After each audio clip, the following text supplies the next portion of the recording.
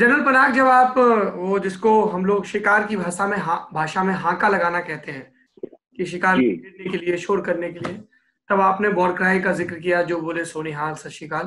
और मुझे एकदम से ध्यान आ गया कि जो 48 की लड़ाई चल रही थी और वो एक जेसीओ भाग आया कि साहब बहुत लोगों ने हमला कर दिया, और वो रीइंफोर्समेंट जा रहा था और वहां पे भी उन्होंने जस्ट टू चेक कि ये पंजाबी क्यों गाली दे रहे हैं, प्लीज वो किस्सा सुनाइए, क्योंकि वो दिलचस्प भी है और इस बहाने दर्शकों को ये भी पता चलेगा कि 47 के आखिरी में और 48 में इंडियन आर्मी ने कितनी मुश्किल लड़ाई लड़ी। जी, ये किस्सा मई जून जून जुलाई 48 का है।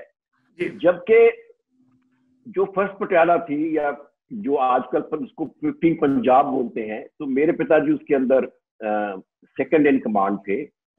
और उसकी दो कंपनियां जिला पास के आगे थी, गुमरी इलाके में, और दो कंपनियां बालताल पीछे, जो यहाँ पर सोनामर्ग के जहां से रास्ता जाता है अपना अमरनाथ, तो वो वहां पर थी। तो थोड़ा सा उनको सर, बता। सॉरी मैं आपको इंटरप्ट कर रहा हूँ, थोड़ा सा अगर आप व्यूअर्स को कंटेक्स्ट दे सकें, how important was to cover जी, protect that stretch, what were the circumstances, थोड़ा सा वो बता सकें आप प्लीज।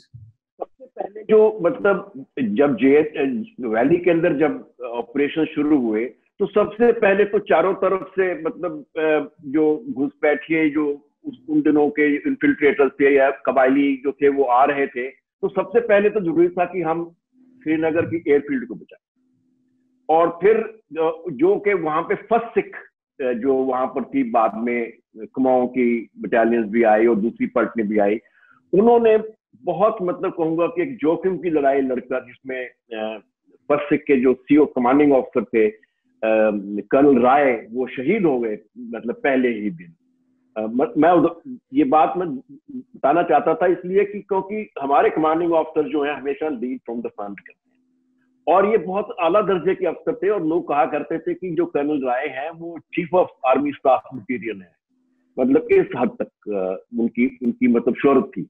और वो बिल्कुल लीड फ्रॉम द फ्रंट कर रहे थे, और वो पहले ही दिन शहीद हो गए। लेकिन हमने कबायलियों को जो बारामूला से श्रीनगर तक सड़क आती है उसके ऊपर रोक दिया।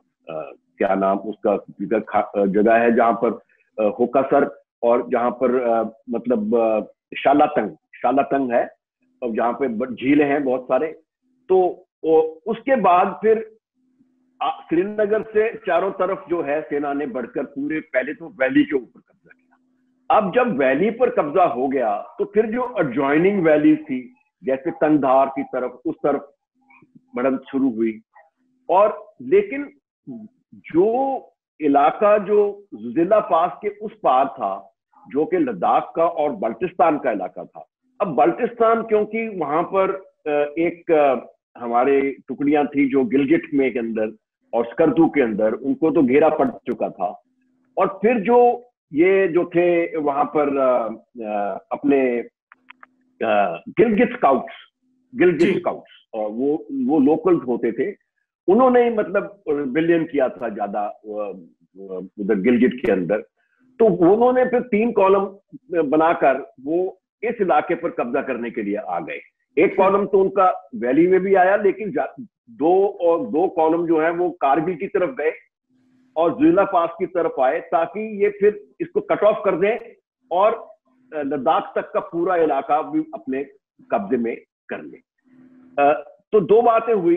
एक तो कि फर्स्ट पटियाला ट्रुप्स की बहुत कमी थी, क्योंकि इंडिया के अंदर पार्टीशन भी चल रही थी। तो फर्स्ट पटियाला को कहा गया कि आप पहले तो जिला पास को सिक्योर करें।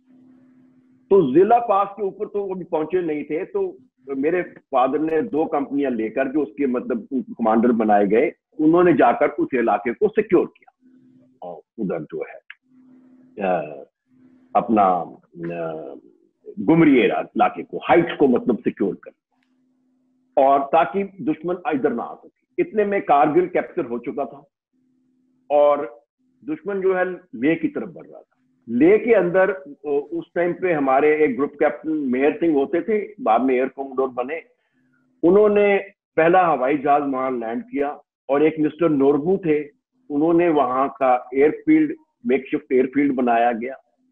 और वो एयरक्राफ्ट के साथ ट्रुप्स को वहां लैंड किया गया। कुछ ट्रुप्स रोहतांग पास की तरफ से बाय रोड आए, तो लेह के अंदर भी गैरिजन पहुंच गया और लेह के ऊपर भी कब्जा नहीं हुआ। अब लड़ाई जो है वो बीच में चल रही थी। एक तरफ वो चाहता था कि दुजला पास का ऊपर कब्जा हो जाए ताकि ये सब कहानी बंद हो जाए, यहाँ पे कोई इमदाद लेह की तरफ न जाए, और दूसरी तरफ उन्होंने लेह को भी घेर लिया। तो यहाँ ये लड़ाई चल रही थी, काफी मतलब जोखिम की लड़ाई थी, क्योंकि ट्रुप्स की बहुत कमी थी और ये कंपनियां बहुत स्ट्रेच्ड आउट थी। और गिलगित स्काउट्स जो हैं वो इलाके के माहिर थे, लोकल थे, और उनको काफी इस बात की बहुत अच्छी जानकारी थी, मतलब ट्रेन वगैरह सबकी। तो वो आइसोलेटेड पोस्ट थे। तो ऐसा ही एक पोस्ट था कि जिसके ऊपर मतलब एक सूबेदार थे, वो उसके इंचार्ज थे, और तो उन्होंने मैसेज भेजा मेरे पिताजी को कि रेडियो मैसेज आया था। हाँ मेजर साहब, हमारी तरफ से हमारी आखिरी सत श्री अकाल। तो मेरे पिताजी ने कहा क्या हो गया भाई, आखिरी सत श्री अकाल क्यों बोल रहे हो? इसलिए साहब के दुश्मन चारों तरफ से आ गया है, लड़ाई बुरी तरह से चल रही है और हमारे बचने का कोई अंदेशा नहीं है, और मतलब हमारी तरफ से हमारी आखिरी Sat Sri Akal, we are goodbye, are last Sat Sri अकाल। तो मेरे पिताजी ने कहा तुम वहीं रुको, मैं आ रहा हूं। तो उन्होंने रेनफोर्समेंट इकट्ठे किए और उस तरफ चढ़ना शुरू कर दिया, ऊपर था वो। तो जैसे वो आधे रास्ते में पहुंचे, आधे से ज्यादा, तो उन्होंने देखा कि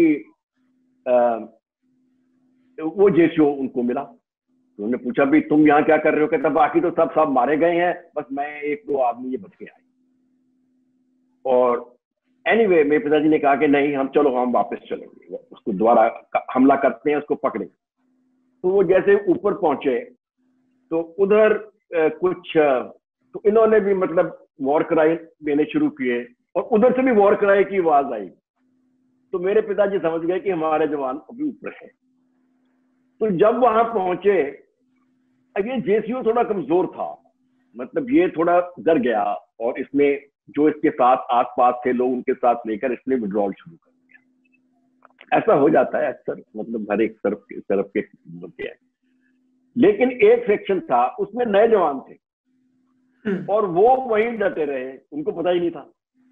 तो जैसे ही दुश्मन आया उन्होंने उनका मुकाबला किया, तकरीबन सभी थोड़े बहुत जख्मी भी हो गए थे। तो जब अब बात ये थी कि किसको जो है, इनमें से कौन सबसे बहादुर था, तो मेरे पिताजी ने उनसे पूछा कि हाँ भाई, तो अब बताओ, तुसी लोग बैठे तो रहे, पर तुसी सबसे बहादुर कौन था? तो वो दे नेम्ड वन जवान, they said it was him, और ये थे। तो कहते हैं क्या किया इसने?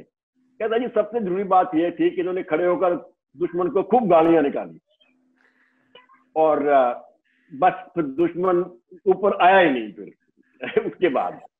तो it is fact of history कि दिस जवान वाज अवॉर्डेड वीर चक्र, and so this again is that, and they were the youngest, बिल्कुल नए रिक्रूट आए हुए थे। लेकिन जैसे मैं कहता हूं कि और एक जेसीओ था जो तजुर्बेकार था, सेकेंड वर्ल्ड वॉर में हिस्सा लिया हुआ था उसने, वो डर के मारे उठ खड़ा हुआ, लेकिन ये जवान वहां डटे रहे।